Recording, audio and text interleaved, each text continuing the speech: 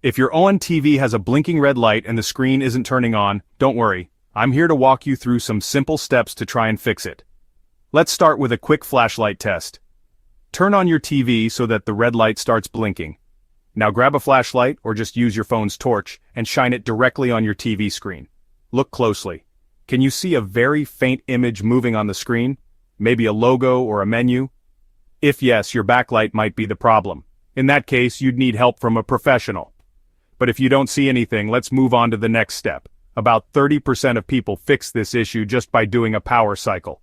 Here's how. First, turn off the TV. Unplug it from the wall completely. Now, press and hold the power button on the TV itself for 15 to 30 seconds.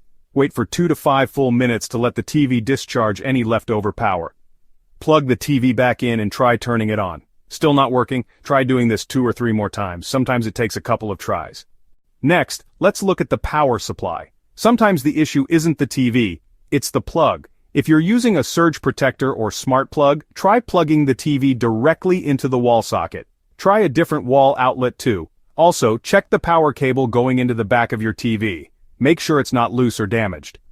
Give it a try and see if the red light stops blinking. Believe it or not, faulty HDMI cables can also cause this. Here's what to do. Unplug all cables from your TV, except the power cable. Turn the TV on. If the red light stops blinking, one of your HDMI cables or devices is the problem. Now, check each cable for damage. Clean the HDMI ports using compressed air if you have it. Reinsert each cable one at a time and test again. You can also try using a different HDMI port on the TV.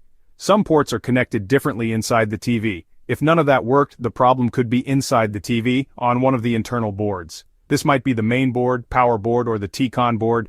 These boards can sometimes fail. If this sounds too technical, no worries. It's best to get help from a professional. But if you're confident, you might spot a loose cable or burnout component.